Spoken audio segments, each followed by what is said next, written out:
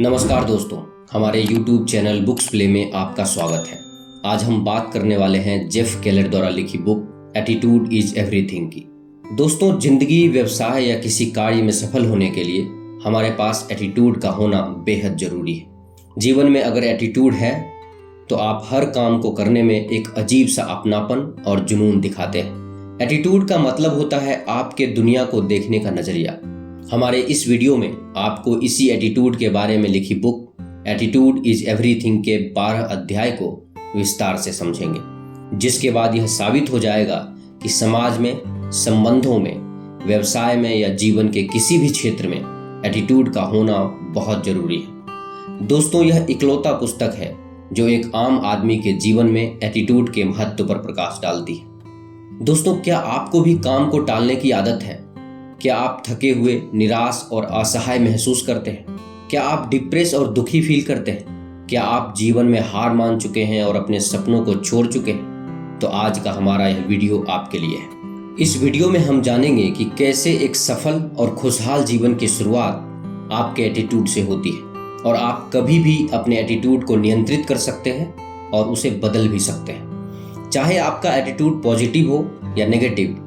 Jeff Keller की यह किताब आपको बताएगी कि आप कैसे अपने सही एटीट्यूड के जरिए मनचाही सफलता पा सकते हैं और कैसे आप अपनी पर्सनल और प्रोफेशनल जीवन को बेहतर बना सकते हैं। इस किताब के लेखक जेफ केलर हैं, जो अमेरिका के जाने माने मोटिवेशनल स्पीकर और बेस्ट सेलिंग लेखक हैं। जेफ कहते हैं, एक सफल और मीनिंगफुल जिंदगी का रास्ता आपके एटीट्यूड से होकर गुजरता है और आपका एटीट्यूड आपके कंट्रोल में है। अगर आप अपने एटीट्यूड को बदल सकते हैं तो आप जिंदगी के जीने के तरीके को भी बदल सकते हैं। तो चलिए बिना किसी अतिरिक्त देरी के आज के attitude is everything book summary के सभी अध्याय को विस्तार से समझते हैं। इंट्रोडक्शन। वह रात जिसने मेरी जिंदगी बदल दी। जेफ बचपन से ही एक लॉयर बनना चाहते थे और 1980 में उन्होंने लॉ स्कूल से लॉयर की डिग्री भी हासिल कर ली। अब तक सब कुछ उनके प्लान के हिसाब से हो रहा था। लॉ स्कूल में उन्हें एक लड़की से प्यार हो गया और उन्होंने उस लड़की से शादी कर ली। जेफ को लग रहा था कि वो एक सफल और मीनिंगफुल जिंदगी के रास्ते पर है, लेकिन लॉ करियर के कुछ साल बाद उन्हें ये पता लगा कि ये करियर इतना भी अच्छा नहीं है जितना उन्होंने सोचा था। वे अपने लॉयर की जिंदगी से बहुत परेशान रहने लगे। उन्हें अपनी जिंदगी मीनिंगलेस लगने लगी और वो बहुत डिप्रेस रहने लगे। हालांकि वो बस अभी 25 साल के ही थे, लेकिन डिप्रेशन की वजह से वो 40 के दिखने लगे थे। और जब उनकी उम्र 30 की हुई तो उन्हें लगा बस मेरी जिंदगी में इस न खत्म होने वाली परेशानी और उदासी के अलावा कुछ नहीं है। एक रात जब जेफ बैठकर ये सब सोच रहे थे, तभी उन्होंने टीवी पर एक विज्ञापन देखा। मेंटल बैंक एक होम स्टडी प्रोग्राम था जिसमें यह बताया गया था कि हमें जिंदगी में जो कुछ भी मिलता है वो और कुछ नहीं बल्कि हमारे अवचेतन विश्वास होते हैं। जैसे ही जेफ ने टीवी पर यह विज्ञापन देखा, उन्हें लगा अब बस यही है जो मेरी मदद कर सकता है और उन्होंने तुरंत अपना क्रेडिट कार्ड निकाला और यह प्रोग्राम ऑर्डर कर दिया। और ये रात जेफ की जिंदगी में नया मोड़ लेकर आई। कुछ दिन बाद जब मेंटल बैंक जेफ के घर डिलीवर हुआ, तब जेफ ये सीखने के लिए बहुत उत्साहित थे कि कैसे हमारी बातें हमारी जिंदगी के जीने के तरीके को बदल देते हैं, क्योंकि इससे पहले उन्होंने ऐसा कभी नहीं सुना था। बदकिस्मती से ये सब हमारे एजुकेशन सिस्टम में नहीं सिखाया जाता। इसके बाद जेफ ने कभी पीछे मुड़कर नहीं देखा। उन्होंने बहुत सारी मोटिवेशनल किताबें पढ़ डाली। अब उन्हें ऐसा लगने लगा था जैसे वो किसी सूखे रेगिस्तान में कहीं खो गए थे और अचानक से उन्हें एक मीठे पानी की नदी मिल गई हो। और जेफ ने जैसे ही एक नेगेटिव एटीट्यूड को छोड़ के एक पॉजिटिव एटीट्यूड अपनाया, उन्हें अपनी जिंदगी में चौंका देने वाले परिणाम दिखने लगे और अब उन्होंने उन मुकाम को पाना शुरू कर दिया जो उन्होंने कभी सोचा भी नहीं था। अब जेफ लॉयर के साथ साथ मोटिवेशनल स्पीच भी देने लगे थे और 1992 में उन्होंने अपनी लॉयर की जॉब छोड़ के पूरे टाइम मोटिवेशनल स्पीकर का काम शुरू कर दिया, जिसमें उन्हें काफ़ी ज़्यादा सफलता मिली। और इसके बाद जेफ को कभी अपना काम जैसा नहीं लगा। वो जब भी अपनी स्पीच की तैयारी करते या कोई मोटिवेशनल लेख लिखते तो उन्हें ऐसा लगता कि वो यही करने के लिए बने हैं। जेफ की जिंदगी में इतना बड़ा बदलाव कभी नहीं आता अगर वो एटीट्यूड इज एवरीथिंग को कभी नहीं समझते। इस किताब को लिखने से पहले जेफ ने सफलता और इंसानी व्यवहार पर 20 साल रिसर्च किया। इस दौरान उन्होंने सैकड़ों किताबें पढ़ डाली कि क्यों कुछ लोगों को सफलता मिल जाती है और क्यों कुछ लोग सोचने में और आलस में ही अपनी जिंदगी बर्बाद कर देते हैं। इस नए नजरिए का लेखक के जीवन पर बहुत ही गहरा प्रभाव पड़ा। इन किताबों से प्रभावित होकर उन्होंने एटीट्यूड और मोटिवेशनल सिद्धांतों के ऊपर कई सालों तक रिसर्च किया और इन सिद्धांतों को अपने जीवन में उतारा और अपने जीवन में वह सब कुछ हासिल किया जो वह हमेशा से पाना चाहते थे। Success begins in the mind. दोस्तों, लेखक लिखते हैं कि जीने का नजरिया बदलने से जीवन बदल जाता है। लेखक ने इस बुक में सोचने के नजरिए, सोचकर बोलने और सोच समझकर सही कार्य करने को प्रॉपर रूप से डिस्क्राइब किया है। पॉजिटिव एटीट्यूड अपनाने के लिए माइंड को फोकस करना बेहद जरूरी होता है। उन्होंने अपने अनुभव से सीखा है कि कैसे दिमाग को सही पॉजिटिव रूप देने से सफल जीवन की शुरुआत होती है। हमारी सोच हमारी परिस्थितियां बदल सकती है। हमारी सोच हमें पूरी तरह से बदलने की क्षमता रखती है।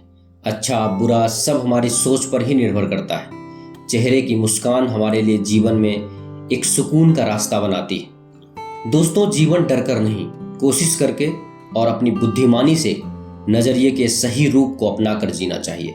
सफलता हमारे दिमाग में होती है, जिसे सही रास्ता हमारी सोच और सही नजरिया देती है। अध्याय 1, आपका एटीट्यूड दुनिया में जाने की खिड़की है। Your attitude is your window to the world. दोस्तों, हम सभी अपनी जिंदगी की शुरुआत किसी अच्छे सपने और अच्छे नौकरी की सपने के साथ करते हैं। इस अच्छे काम की शुरुआत को लेखक ने अ क्लीन मेंटल विंडो कहा है। लेखक ने इस अध्याय में बताया है कि जीवन को जिस नजरिए से देखेंगे वैसा अनुभव होगा। दुनिया के प्रति हम क्या नजरिया रखते हैं यह महत्वपूर्ण है, क्योंकि नजरिया ही हमारी पहचान करवाता है। हमारी सोच को नेगेटिव और पॉजिटिव दिशा में ले जाता है।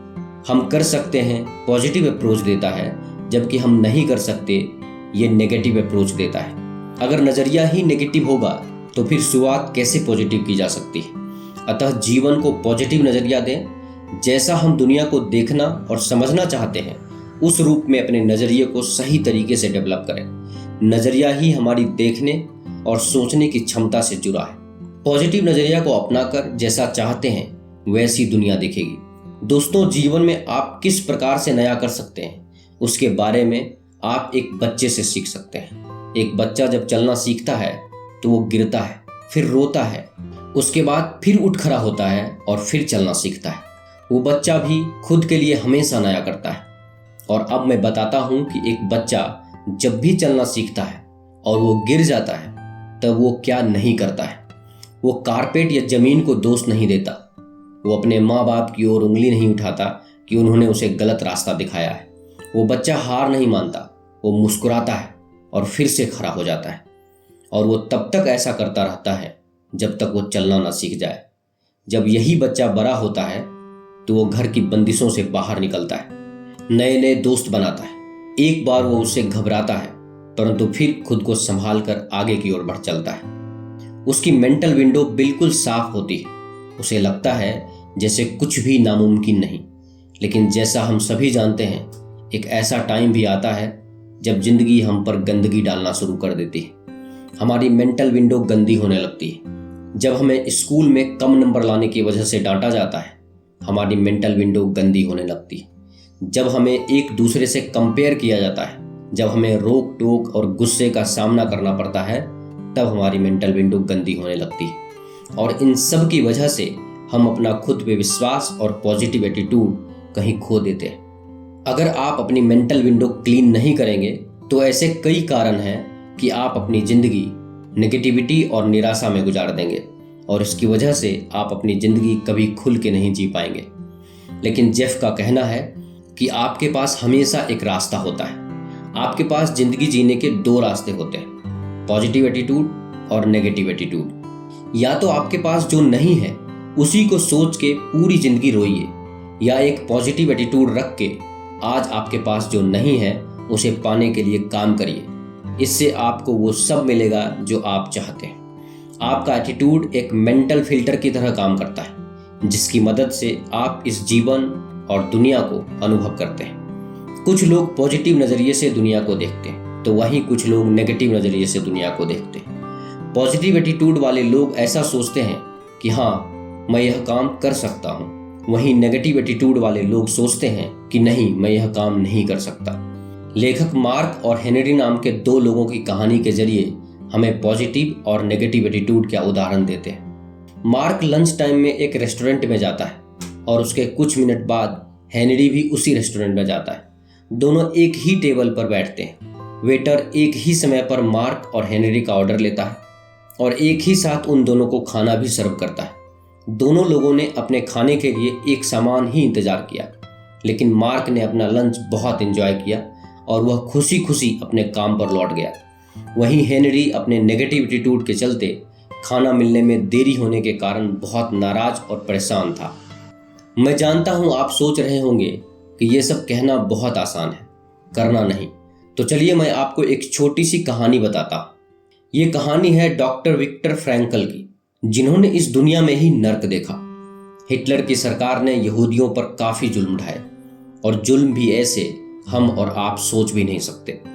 विक्टर एक अमेरिकी गुप्तचर थे, इसलिए उन्हें भी बंदी बनाया गया।